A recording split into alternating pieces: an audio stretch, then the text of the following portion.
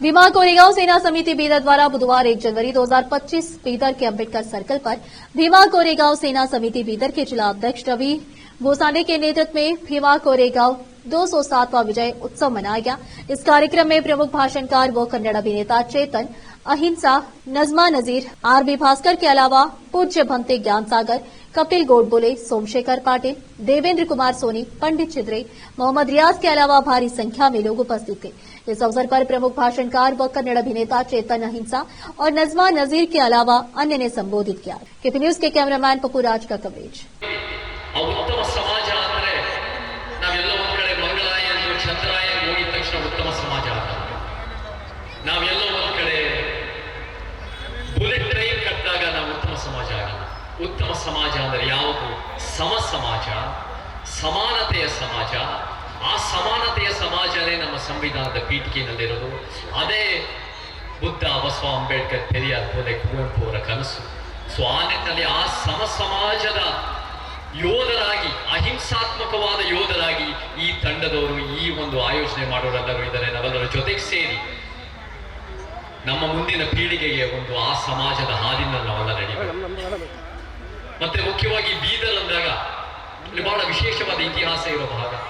ನಮಗೆ ಮಹಾಮನಿಯರಾಗಿರ್ಬೋದು, ಬಹಳ ಈ ಭಾಗದಲ್ಲಿ ಎಂಥ ಹೋರಾಟಗಳು ನಡೆದಿದೆ. ಬೀದರ್ ಕೋಟೆ ಆಗಿರ್ಬೋದು, ಖರೇಜ್ ಅನ್ನೋದು ಒಂದು ಸುರಂಗ ಬಾವಿಗಳಾಗಿರ್ಬೋದು, ಮತ್ತೆ ನಮಗೆ ಮೊಹಮ್ಮದ್ ಗವಾನ್ ಅವರ ಮದ್ರಾಸ, ಆ ಒಂದು ಶಿಕ್ಷಣದ ಒಂದು ವಿಜಯೋತ್ಸವ ನಮ್ಮೆಲ್ಲ ದಲಿತ, ಶೂದ್ರ, ಅಲ್ಪಸಂಖ್ಯಾತ ಸಮುದಾಯಗಳ ಆತ್ಮಾಭಿಮಾನದ ಸಂಭ್ರಮ. ದಲಿತ, ಶೂದ್ರ, ಅಲ್ಪಸಂಖ್ಯಾತ ಸಮುದಾಯಗಳ ಗೆಲುವಿನ ಸಂಭ್ರಮ. ಇವತ್ತು ಬೀದರ್ನ ನೆಲಕ್ಕೆ ಒಂದು ವಿಶೇಷವಾದಂತಹ ಸ್ಥಾನಮಾನ ಇದೆ. ಮೊದಲನೇದು, ಈ ಜಾತಿಯ ಅಸಮಾನತೆಗಳನ್ನ ಒತ್ತೋಡಿಸ್ಲಿಕ್ಕೆ, ಕ್ರಾಂತಿಯನ್ನ ಮಾಡಲಿಕ್ಕೆ ಹೊರಟಂತಹ ಈ ನೆಲದ ಹೆಮ್ಮೆಯ ಅಣ್ಣ ಬಸವಣ್ಣನವರ ನೆಲ ಒಂದು ಅನ್ನೋದಾದ್ರೆ, ಎರಡನೇದು, ಈ ನೆಲ ನಮ್ಮದು, ಈ ನಾಡು ನಮ್ಮದು, ನಾವು ಈ ದೇಶದ ಮೂಲ ನಿವಾಸಿಗಳು ಅಂತ ಹೇಳಿ ಈ ನೆಲದ ಅಲ್ಪಸಂಖ್ಯಾತರನ್ನ, ಈ ದೇಶದ ದಲಿತರನ್ನ, ಈ ದೇಶದ ಶೂದ್ರ ಸಮುದಾಯ ಅಂತ ಅಂದ್ರೆ ನಾವು ಇನ್ನೂ ಅಧಪತನಕ್ಕೆ ಹೋಗ್ತಾನೇ ಇರ್ತೀವಿ. ಇದು ಎಚ್ಚರಿಕೆಯ ಗಂಟೆ. ಭೀಮಾ ಕೋರೆಗಾಂವ್ ವಿಜಯೋತ್ಸವವನ್ನ ಇವತ್ತು ನಮ್ಮ ಸ್ನೇಹಿತರು, ಗೆಳೆಯರು ಯಾಕೆ ಆಯೋಜನೆಗಾಗಿ ಹೋರಾಡಿದಂಥ ಈ ಎಲ್ಲ ಮಹನೀಯರನ್ನ ಇವತ್ತು ಬಸವಣ್ಣನನ್ನ ಕಂಡ್ರೆ ಆಗಲ್ಲ. ಯಾರಿಗೆ? ಬಿಜೆಪಿ RSS ಅವರಿಗೆ. ಇವತ್ತು ಹಜರತ್ ಟಿಪ್ಪು ಸುಲ್ತಾನ್ ಅವರನ್ನ ಕಂಡ್ರೆ ಆಗಲ್ಲ. ಯಾರಿಗೆ? ಇದೇ ಬಿಜೆಪಿ RSS ಅವರಿಗೆ. ಅಂಬೇಡ್ಕರ್ ಅವ್ರನ್ನ ಕಂಡ್ರೆ ಆಗಲ್ಲ. ಯಾರಿಗೆ? ಇದೇ ಬಿಜೆಪಿ RSS ಅವರಿಗೆ. ಕುವೆಂಪು ಅವರನ್ನ ಕಂಡ್ರೆ ಆಗಲ್ಲ. ಯಾರಿಗೆ? ಇದೇ ಬಿಜೆಪಿ RSS ಅವರಿಗೆ.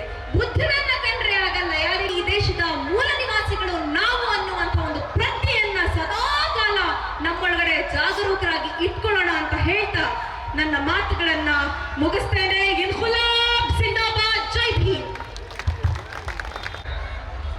ಇಷ್ಟೊತ್ತು ಕೋರೆಗಾಂವ್ ಆ ಕಥೆಯನ್ನ ನೀವೆಲ್ಲರೂ ಕೇಳಿಸ್ಕೊಟ್ರಿ. ಇವತ್ತು ನಾವು ಆಚರಣೆ ಮಾಡ್ತಾ ಇರುವಂತಹ ಕೋರೆಗಾಂವ್ ವಿಜಯೋತ್ಸವದ ಹಿನ್ನೆಲೆ, ಕೋರೆಗಾಂವ್ ಕದನ ಯಾಕಾಯ್ತು, ಹೇಗಾಯ್ತು, ಯಾವಾಗಾಯ್ತು, ಅದರ ರಿಸಲ್ಟ್ ಏನು ಅಂತ ಕೇಳಿಸ್ಕೊಟ್ರು. ಇದನ್ನ ಬಾಬಾ ಸಾಹೇಬರು ನಮಗೆ ಈ ದೇಶದ ಇತಿಹಾಸವನ್ನ ತೆಗೆದು ನಮಗೆ ತೋರಿಸ್ಕೊಟ್ಟಿದ್ದು ಯಾಕೆ ಅಂತಂದ್ರೆ,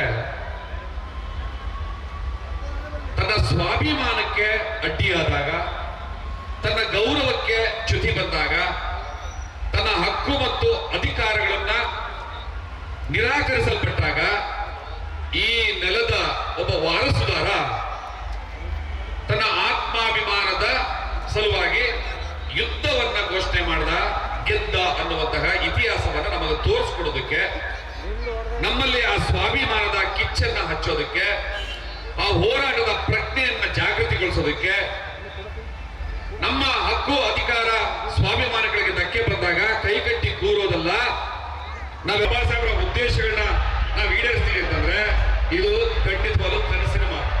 ಹಾಗಿದ್ರೆ ಏನು ಪರ್ಯಾಯ? ಏನು? ಈ ಜಗತ್ತು ನಿಂತ ನೀರಲ್ಲ. ಈ ಭೂಮಿಗೆ ಈಗಾಗಲೇ 4,60,000